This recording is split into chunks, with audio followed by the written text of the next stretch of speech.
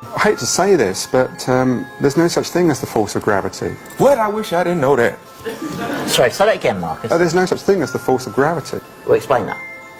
I can explain it with some maggots. That's why it took Einstein to realise, it took a genius to realise that there is no force, but all that's happening is the Earth is moving in a straight line.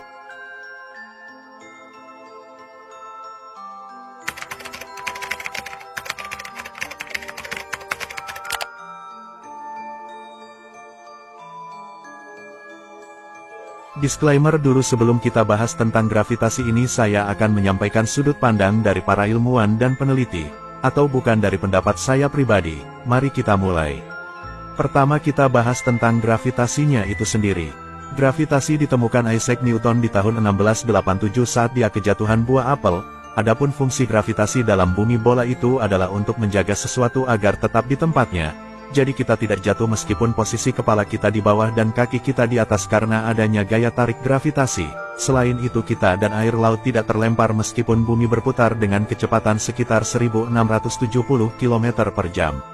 Namun ada beberapa hal yang Newton pun tidak bisa menjelaskan, di antaranya jika apel tadi jatuh ke kepala Newton secara vertikal lalu mengapa matahari yang disebut Newton mempunyai gravitasi membuat planet-planet melayang mengelilingi matahari tanpa henti. Sedangkan dalam percobaan ilmiah tak ada satupun benda yang bisa melayang berkeliling karena gravitasi. Bahkan sekelas Einstein pun tak bisa menjelaskan lewat teori relativitasnya bahwa matahari itu mempunyai gravitasi. Percobaan ilmiah dari pendapat Einstein yang menyebut jika bumi dan planet-planet bisa berkeliling tanpa henti itu disebabkan ruang dan waktu melengkung, tak sesuai dengan penelitian ilmiah, karena pada akhirnya putaran itu tak bisa bertahan lama. Namun jika kita bertanya apa yang membuat matahari dan bulan beredar pada porosnya, maka ilmuwan Nikola Tesla akan menjawab elektromagnetik. Seperti fenomena elektron berputar-putar mengelilingi inti atom, Niels Bohr ilmuwan penemu kuantum leap dalam atom mengatakan karena elektromagnetik.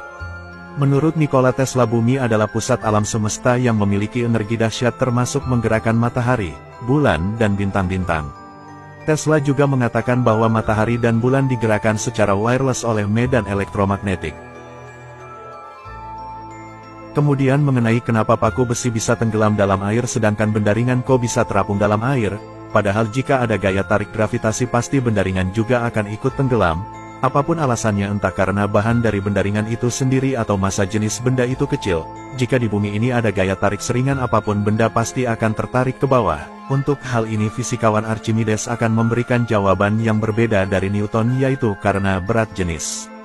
Jadi berat jenis paku besi lebih besar daripada mediumnya yaitu air, sedangkan benda ringan terapung karena lebih ringan daripada mediumnya yaitu air.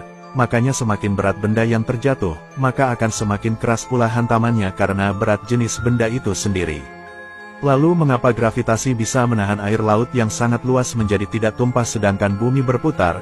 Padahal jika kita goyangkan air di gelas sedikit saja maka airnya akan muncrat.